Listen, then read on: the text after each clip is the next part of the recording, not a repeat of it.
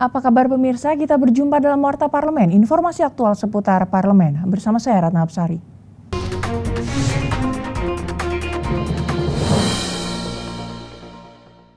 Panitia Kerja Tenaga Kerja Asing atau TKA Komisi 9 DPR RI meminta pihak kantor imigrasi dan pemerintah daerah meningkatkan pengawasan dan pendataan para warga asing yang berkunjung ke tanah air.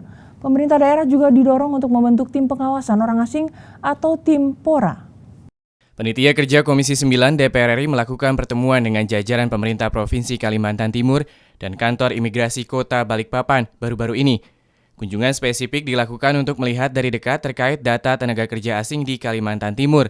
Anggota tim Panja Tenaga Kerja Asing Komisi 9 DPR RI John Kennedy Aziz mengatakan, tim Panja menemukan data tenaga kerja asing dari kantor imigrasi setempat tidak update.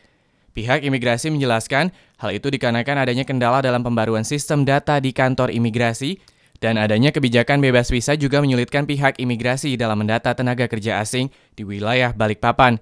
John Kennedy meminta pihak imigrasi meningkatkan pengawasan terhadap orang asing, mengingat batas tinggal yang ditetapkan dalam kebijakan bebas visa hanya 30 hari.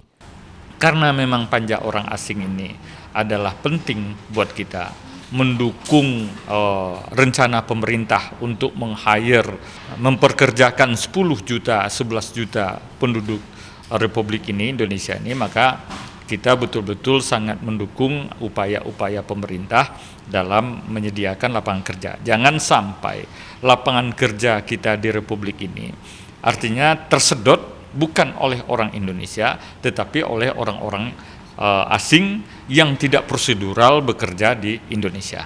Anggota Komisi 9 DPR RI Amelia Anggraini menyayangkan belum terbentuknya tim pengawasan orang asing atau tim PORA di Kota Balikpapan. Padahal tim PORA ini beranggotakan badan atau instansi pemerintah terkait, baik pusat maupun daerah, yang khusus menangani persoalan orang asing di Indonesia. Amelia juga meminta agar kebijakan bebas visa segera dievaluasi. Menurutnya, kebijakan ini mengakibatkan timbulnya berbagai penyimpangan dan penyalahgunaan visa kunjungan oleh warga negara asing.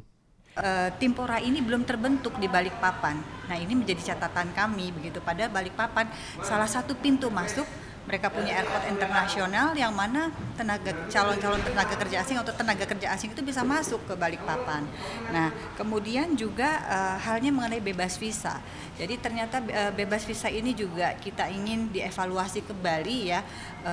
Kita memahami satu sisi negara perlu pemasukan, tapi di sisi lain juga harus ada sistem.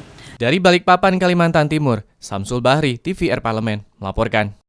Fenomena munculnya sejumlah penyakit baru yang datang dari luar wilayah Indonesia dapat diantisipasi dengan rancangan undang-undang kekarantinaan kesehatan jika dirumuskan dengan baik.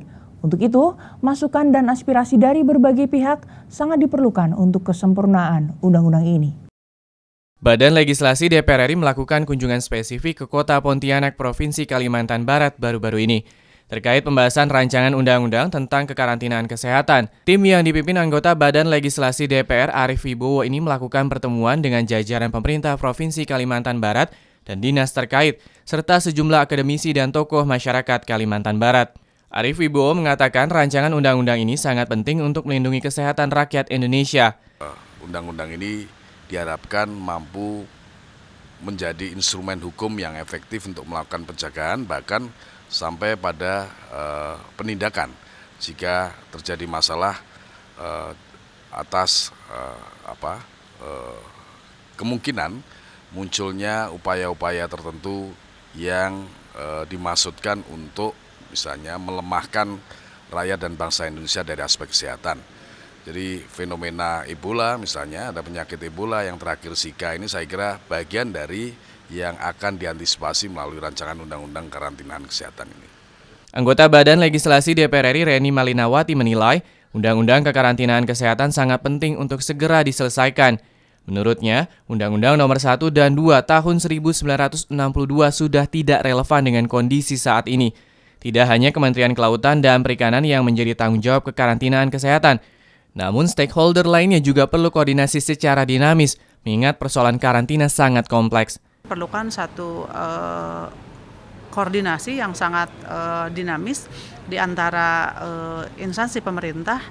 Karena kalau karantinanya kan sudah jelas kinerjanya apa, tapi kan kemudian di situ dari perhubungannya, dari cukainya gitu ya, dari bandar syahnya gitu, kemudian dari dinas kesehatan. Dari Pontianak, Kalimantan Barat, Trihandoko, TVR Parlemen melaporkan. Untuk menciptakan calon pemimpin bangsa yang berkualitas dan memiliki karakter di masa depan, Komisi 1 DPR RI bersama Lembaga Ketahanan Nasional dan Dewan Ketahanan Nasional sepakat untuk menaikkan anggaran pada pembahasan APBN tahun 2017. Komisi 1 DPR RI menggelar rapat dengar pendapat dengan Lembaga Ketahanan Nasional atau Lemhanas dan Dewan Ketahanan Nasional atau Wantanas di Gedung Nusantara 2 DPR RI Senayan, Jakarta baru-baru ini. Rapat membahas rencana kerja dan anggaran tahun 2017. Anggota Komisi 1 DPR RI Dev Akbar Syafiqarno mengatakan, Komisi 1 berupaya menggenjot kenaikan anggaran untuk Lemhanas dan Wantanas pada periode 2017 nanti.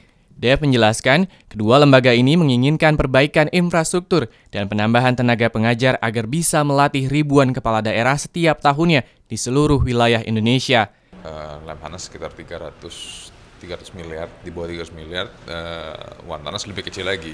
Nah, cuman yang kita ingin diskusikan ini bagaimana kalau misalnya kita naikkan, ya, ini akan memiliki dampak seperti apa, program-program seperti apa yang akan bisa sesuai dengan program kerja pemerintah, sehingga meningkatkan ketahanan nasional dari sisi moralitas bangsa dan juga untuk generasi muda terutama, agar bisa mendapatkan exposure ataupun pendidikan juga yang lebih baik, yang di luar daripada kurikulum kementerian, kurikulum pemerintah.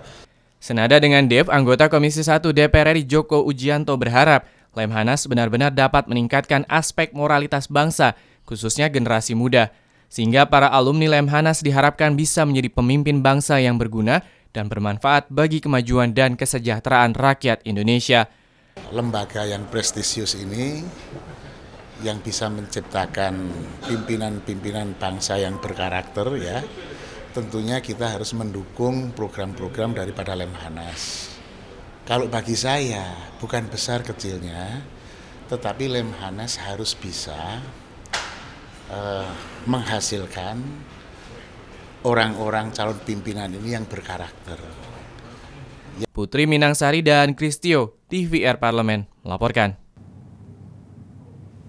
Demikian Warta Parlemen kali ini, sampai jumpa pada Warta Parlemen berikutnya. Terima kasih atas perhatian Anda. Wassalam.